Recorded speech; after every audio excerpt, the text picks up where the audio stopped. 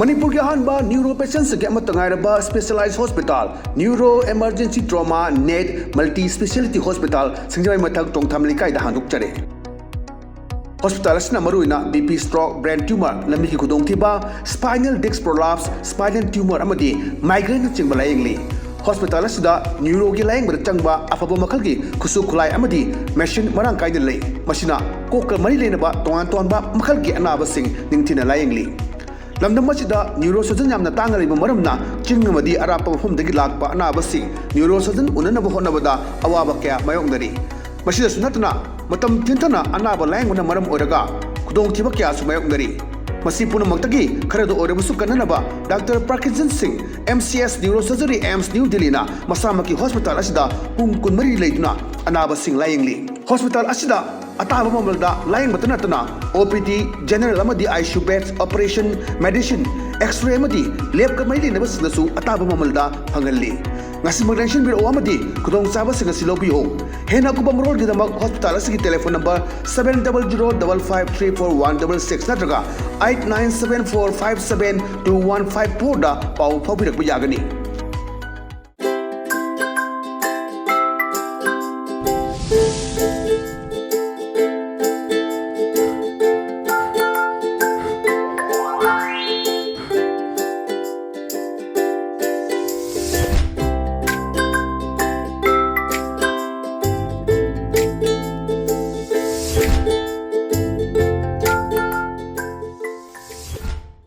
Kramzare ELITETV ke test of cartoon mahau meng ta video so ham tara moksari maro ngasi imphal afungo pau se sing cartoon singda cartoonist na kari haning liba kari phunong liba kari wakhal khalal ni ba bdo myam sanong thamjage am logwa jage sanga express ki onthok pani da onthok pani yang biu handak ti issue da gitang thaidora kanda cartoonist ega baby se thaidore maro na mobile phone sin na ba gari thong na ado da chawa message am pi bani adai da man haire traffic police na pi lawne gari thong phone to bi ganu yamna kudong thiningai oi tawdaba yade hairagana san gari thoraga tobiu na yam phajamne da atai ne tai motor scooty ahoigi haitare ko scooter two wheeler haire sida ha kari haiba okay gi mayom dileru haiba ho ena mayam se phone tonaraga thongna ji se dum ahoi su mangai gari achoba thor su mangai macha thor su mangai adun wakhal si phaine chakhiba yawba di mobile phone toringa da uhuda na thingjen number khonga am su yawi ana yainge khoi gari thoringa da gari achobu oiro four wheeler bu oiro macha bu oiro yaringai khamaga wari sanabi ba ngaktang matam mangasu minute amai dang mangasu ko matai de thaidoga admain tobiyu maduna lambi gi khitong thiba myam tholok pa ya hadana achoba adu message am pi ba paujel am pi ba yamna wahan tholai ba cartoon ne thamjage madang da leisina khoi hana lai ba ki loire dana adune loire dana sida sum matai manau haigadra nu pi amgun pa mang hairasi mate manauni khangdramna wari sanabane adura maina pasina hai lamdam sibu lengak na palira kuki nara Assam rifles nara gyan tadreda na ada saini pisina kumakpani oh madudi Delhi kangbu da hangdri khangloida na Delhi da hangta ba dun hajik sini hajisi expansion su tobungamdri cabinet expansion tawdri mantri si hujik manga khatang puruga lai matam su tension le matam lai selactare on the 27 the election matam kuidrabani on the men tuan ba campaign mea sasanaba tumin chanaba adi phone chanaba hadi meam dagi lulong daga tawba khoi I want to burn for lilong kain taw meam si social media da hadi viral oraga laibiduna aduna lamdam sibu lengak na palira kukinara Assam rifles nara yan tadreda hakan pi na khumak paneba madu Delhi kangbu hangradi khangaroena masiju yam phajaba adumba wan tholeba cartoon ne thamjage mathangda leisna khoi pongna phonggi balo he aduni balo he sida ngasagi mantri si manunga changge tawbani maruina khoi PR matam daga thokhiba thodo myam su lei adugi potu dene ne ada mana ngasagi changak tawdu changalak tawdu ne ba hey aisi mantri ni ne khangrabo madu sarkar gi rumni ne nangna thingna tiklo hana sumba mantri leiragadi khoi PR matamdi oiro aduna kanagum handaka thokpa thodok yakbujala masima khangdre no entry orders na tora thelaga change tawada khogi sifai singna mayang sifai singa changhalaktabagi adumba yamna phajaba wahan thongma piba ibana khogi mamang su yawre hapen setpa Assam rifles samana khoi lambi da chatpada changhalakta ba khulaktaba ꯒꯥꯔꯤꯗꯒꯤ ꯀꯨꯝꯊꯍꯟꯕ ꯇꯧꯈꯤꯕ ꯑꯩꯈꯣꯏ ꯀꯨꯝꯕꯤ side ꯑꯁꯣꯝꯗ ꯍꯥꯟꯅ minister ꯑꯣꯏꯔꯝꯕ ꯂꯩꯒꯗ꯭ꯔꯕ ꯄꯔꯤꯖꯥꯠꯀꯤ ꯃꯇꯝ ꯑꯣꯏꯒꯅꯤ ꯈꯜꯂꯤ ꯃꯗꯨꯗ ꯇꯧꯈꯤꯕ ꯑꯆꯧꯕ ꯏꯁꯨ ꯑꯣꯏꯅꯗꯅ ꯊꯣꯛꯈꯤꯕ ꯃꯌꯥꯝ ꯂꯩꯕꯅꯤ ꯑꯗꯨꯅꯅꯦ ꯑꯩꯁꯤ ꯃꯟꯇ꯭ꯔꯤꯅꯤꯅꯦ ꯈꯪꯗ꯭ꯔꯕꯣ ꯃꯗꯨ ꯁꯔꯀꯥꯔꯒꯤ ꯔꯨꯝꯅꯤꯅꯦ ꯅꯪꯅ ꯊꯤꯡꯕ ꯅꯟꯇꯤꯛꯂꯣ ꯍꯥꯅ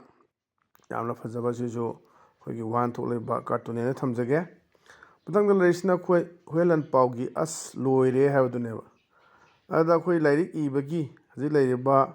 ꯁꯨꯝ ꯑꯣꯐꯤꯁꯀꯤ ꯊꯕꯛ ꯁꯨꯅꯗꯕ ꯁꯨꯝꯕꯁꯤꯗ ꯕꯦꯁ ꯇꯧꯔꯛꯄꯅꯦ ꯑꯗꯩꯗ ꯇꯥꯗꯕꯨ ꯀꯔꯤ ꯂꯥꯏꯔꯤꯛ ꯏꯔꯤꯒꯦꯅ ꯍꯪꯀꯥꯟꯗ ꯍꯩꯔꯥꯡ ꯂꯩꯔꯥꯡꯒꯤ ꯑꯣꯏꯅ ꯏꯖꯔꯤꯑꯅ ꯌꯥꯝꯅ ꯐꯖꯕ ꯑꯩꯈꯣꯏ ꯂꯥꯏꯔꯤꯛꯁꯤ ꯇꯣꯉꯥꯟ ꯇꯣꯉꯥꯟꯕ ꯑꯥꯔꯊ ꯑꯅꯤ ꯊꯣꯛꯅ ꯄꯨꯕ ꯌꯥꯕ ꯄꯣꯠꯅꯤ ꯊꯕꯛ ꯁꯨꯗꯕꯒꯤ ꯑꯋꯥꯕ ꯑꯗꯨꯒ ꯍꯧꯖꯤꯛ ꯂꯩꯔꯤꯕ ꯃꯌꯥꯝꯁꯤꯡꯁꯤ ꯂꯥꯏꯔꯤꯛꯁꯤꯡꯁꯤ ꯑꯩꯈꯣꯏꯒꯤ ꯐꯣꯡꯉꯒ ꯄꯥꯕꯤꯅꯕ ꯂꯩꯇꯕ ꯃꯌꯥꯝ ꯑꯃꯗꯤ ꯑꯋꯥꯕ ꯃꯌꯥꯝ ꯑꯃ ꯂꯩꯔꯛꯄ ꯂꯥꯏꯔꯤꯛ ꯄꯥꯕꯒꯤ ꯍꯩꯅꯕꯤꯁꯤ ꯅꯣꯡ ꯅꯣꯡꯒꯤ ꯂꯥꯞꯊꯣꯔꯛꯄ ꯂꯥꯏꯕ꯭ꯔꯦꯔꯤꯗ ꯆꯪꯉꯒ ꯂꯥꯏꯔꯤꯛ ꯄꯥꯕ ꯀꯥꯏꯁꯤ ꯑꯉꯥꯡꯁꯤꯡ ꯀꯇꯥꯖꯤꯠ ꯑꯩꯈꯣꯏ ꯈꯔ ꯑꯗꯨꯒꯤ ꯀꯝꯄꯤꯇꯤꯇꯤꯚ ꯑꯦꯛꯖꯥꯝ ꯊꯥꯒꯗꯕ ꯃꯌꯥꯝ ꯈꯔꯅꯒ ꯄꯥꯕ ꯈꯣꯠꯄ ꯅꯠꯇꯅ ꯍꯧꯖꯤꯛꯇꯤ ꯑꯃꯨꯛ ꯍꯣꯏ ꯅꯍꯥꯟꯋꯥꯏꯗꯤ ꯂꯥꯏꯕ꯭ꯔꯦꯔꯤꯗ ꯆꯠꯂꯒ ꯂꯥꯏꯔꯤꯛ ꯄꯥꯅꯔꯝꯕꯗꯣ ꯍꯧꯖꯤꯛ ꯁ꯭ꯇꯗꯤ ꯁꯔꯀꯜ ꯑꯗꯒꯤ ꯁ꯭ꯇꯗꯤ ꯔꯨꯝ ꯑꯅ ꯍꯧꯖꯤꯛ ꯑꯅꯧꯕ ꯇ꯭ꯔꯦꯟ ꯑꯃ ꯂꯥꯛꯑꯦ ꯇꯣꯉꯥꯟ ꯇꯣꯉꯥꯟꯕ ꯑꯩꯈꯣꯏ ꯕꯤꯜꯗꯤꯡꯁꯤꯗ ꯏꯪꯅ ꯆꯤꯡꯅ ꯇꯧꯔꯒ ꯃꯥꯒꯤ ꯆꯥ ꯀꯣꯐꯤ ꯀꯔꯤ ꯀꯥꯒꯁꯨ ꯐꯪꯍꯜꯂꯒ ꯏꯪꯅ ꯆꯤꯡꯅ ꯑꯩꯈꯣꯏ ꯂꯥꯏꯔꯤꯛ ꯄꯥꯕ ꯑꯗꯨꯒꯨꯝꯕ ꯃꯌꯥꯝ ꯑꯩꯈꯣꯏꯒꯤ ꯁ꯭ꯇꯗꯤ ꯔꯨꯝ ꯍꯥꯏꯇꯥꯔꯦ ꯃꯌꯥꯝ ꯑꯃ ꯂꯤꯡꯈꯠꯅꯕ ꯃꯌꯥꯝꯁꯨ ꯌꯥꯎꯔꯦ ꯑꯩꯈꯣꯏ ꯁꯤ ꯑꯅꯧꯕ ꯇ꯭ꯔꯦꯟꯁꯦ ꯑꯐꯕ ꯈꯣꯡꯊꯥꯡꯅꯤ ꯑꯗꯣ ꯅꯍꯥꯟꯋꯥꯏꯗꯤ ꯂꯥꯏꯕ꯭ꯔꯦꯔꯤꯗꯒ ꯄꯥꯅꯔꯝꯕꯗꯨ ꯂꯥꯏꯕ꯭ꯔꯦꯔꯤꯗ ꯄꯥꯗꯕꯤꯗ ꯑꯗꯨꯝ ꯈꯔ ꯅꯨꯡꯉꯥꯏꯅ ꯀꯝꯐꯣꯔꯇꯦꯕꯜ ꯑꯣꯏꯅ ꯑꯗꯨ ꯑꯣꯏꯇꯥꯔꯗꯤ ꯑꯩꯈꯣꯏ ꯂꯩꯔꯤꯕ ꯍꯧꯖꯤꯛ ꯂꯥꯏꯕ꯭ꯔꯦꯔꯤꯁꯤꯁꯨ ꯑꯅꯧꯕ ꯗꯤꯖꯤꯇꯥꯏꯁ ꯇꯧꯕ ꯑꯗꯨꯝꯕꯗ ꯁꯦꯝꯗꯣꯛꯄ ꯃꯊꯧ ꯇꯥꯕ꯭ꯔꯥ ꯀꯥꯏꯗꯨꯅꯤ ꯑꯗꯨꯅ ꯇꯥꯗꯕꯨ ꯀꯔꯤ ꯂꯥꯏꯔꯤꯛ ꯏꯕꯤꯔꯤꯒꯦ ꯍꯥꯏ ꯀꯥꯟꯗꯨꯗ ꯍꯩꯔꯥꯡ ꯂꯩꯔꯥꯡꯒꯤ ꯑꯣꯏꯅ ꯏꯖꯔꯤꯑꯅ ꯌꯥꯝꯅ ꯐꯖꯕ ꯑꯗꯨꯝꯕ ꯋꯥꯍꯟꯊꯣꯛ ꯂꯩꯕ ꯀꯥꯔꯇꯨꯟꯅꯦꯅ ꯊꯝꯖꯒꯦ ꯃꯊꯪꯗ ꯂꯩꯔꯤꯁꯤꯅ ꯑꯩꯈꯣꯏ ꯄꯤꯄꯜꯁ ꯀ꯭ꯔꯣꯅꯤꯀꯜꯒꯤ ꯋꯤꯠꯇꯤ ꯋꯦꯅꯁꯗꯦ ꯑꯗꯨꯅꯤ ꯃꯌꯥꯝꯁꯦ ꯆꯥ ꯊꯛꯃꯤꯟꯅꯔꯒ ꯃꯆꯥ ꯃꯃꯥ ꯑꯗꯒꯤ ꯃꯄꯥ ꯑꯗꯩꯗ ꯉꯁꯥꯏ ꯃꯥꯏ ꯅꯨꯄꯤꯁꯤꯅ ꯍꯥꯏꯔꯛꯄꯅꯦꯕ ꯈꯕꯔ ꯄꯥꯔꯤꯉꯩꯁꯤꯗ Nowadays you seem politically motivated ꯑꯩ ꯍꯧꯖꯤꯛꯀꯥꯟꯁꯦ ꯅꯪꯁꯦ ꯑꯩꯈꯣꯏ ꯄꯣꯂꯤꯇꯤꯀꯦꯜꯂꯤ ꯃꯣꯇꯤꯚꯦꯠ ꯇꯧꯕ ꯃꯥꯜꯂꯦ ever since you are involved in the present crisis ꯅꯪꯅ ꯑꯗꯨꯝꯕ ꯍꯥꯏꯔꯤꯕ ꯈ꯭ꯔꯥꯏꯁꯤꯁꯁꯤꯗ ꯅꯪ ꯁꯔꯨꯛ ꯌꯥꯔꯛꯄꯗꯒꯤ ꯅꯪ ꯄꯣꯂꯤꯇꯤꯀꯦꯜꯂꯤ ꯏꯟꯚꯣꯜꯞ ꯇꯧꯕ ꯈꯔ ꯃꯣꯇꯤꯚꯦꯇꯦꯠ ꯇꯧꯕ ꯃꯥꯜꯂꯦꯅ ꯑꯩꯈꯣꯏ ꯍꯥꯏꯁꯤꯅꯤ ꯑꯩꯈꯣꯏꯁꯤ ꯀꯩꯅꯣꯗꯣ ꯍꯨꯟꯅꯔꯤꯕ ꯈꯣꯠꯅꯔꯤꯕ ꯃꯁꯥ ꯃꯁꯥ ꯌꯥꯎꯅꯔ ꯖꯥꯠꯂꯥ ꯀꯥꯏꯅꯒ ꯈꯟꯅꯕ ꯇꯧꯅꯔꯛꯄꯅꯦ ꯍꯧꯖꯤꯛꯁꯤ ꯑꯗꯨꯝ ꯑꯔꯥꯝꯕꯥꯏ ꯇꯦꯡꯉꯣꯜꯒꯤ ꯂꯨꯆꯤꯡ ꯄꯨꯔꯦꯜ ꯑꯗꯨꯒ ꯄꯣꯂꯤꯇꯤꯀꯦꯜ ꯀꯃꯦꯟꯇꯦꯇꯔ ꯑꯃ ꯍꯨꯟꯅꯕ ꯈꯣꯠꯅꯕ ꯁꯣꯁꯤꯌꯦꯜ ꯃೀಡಿಯಾꯗ ꯀꯔꯤ ꯇꯧꯕꯁꯦ ꯑꯗꯨꯅ nowadays some politically motivated ever since you are involved in the present crisis ꯑꯅ ꯀꯩꯗ ꯉꯛꯄꯗ ꯃꯆꯥꯁꯦ ꯈꯪꯉ ꯀꯩꯅꯣꯅꯦ ꯍꯥꯏꯁꯤꯕꯣꯅ ꯀꯩꯅꯣ ꯇꯧꯅꯔꯤ ꯃꯌꯥꯝꯁꯦꯅ ꯋꯥꯐꯝꯗꯣ ꯊꯝꯃꯛꯄꯗꯨꯒꯤ ꯌꯥꯝ ꯐꯖꯕ ꯑꯗꯨꯝꯕ ꯋꯥꯍꯟꯊꯣꯛ ꯂꯩꯕ ꯀꯥꯔꯇꯨꯟꯅꯦꯅ ꯊꯝꯖꯒꯦ ꯉꯁꯤꯗꯤ ꯑꯗꯨꯝ ELITETVꯒꯤ ꯇꯦꯁ ꯑꯣꯐ ꯀꯥꯔꯇꯨꯟꯒꯤ ꯃꯍꯥꯎ ꯃꯇꯥꯡ ꯑꯁꯤ ꯂꯣꯏꯁꯤꯟꯖꯔꯦ ꯃꯤꯠꯌꯦꯡ ꯇꯥꯕꯤꯔꯤꯕꯁꯤꯡꯕꯨ ꯑꯃꯨꯛ ꯀꯟꯅ ꯈꯨꯔꯨꯝꯖꯕ ꯂꯣꯏꯅꯅ ꯀꯥꯏꯅꯅꯕ ꯌꯥꯊꯪ ꯅꯤꯖꯔꯤ ꯄꯤꯅꯕꯤꯔꯁꯤ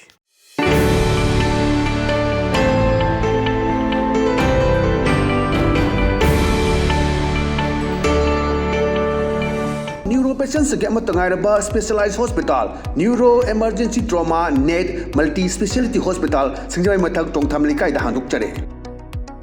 हॉस्पिटल असना मरुइना बीपी स्ट्रोक ब्रेन ट्यूमर लम्बी की खुदोंथिबा spinal disc prolapse spinal tumour अमदी माइग्रेन चिंबा लायंगली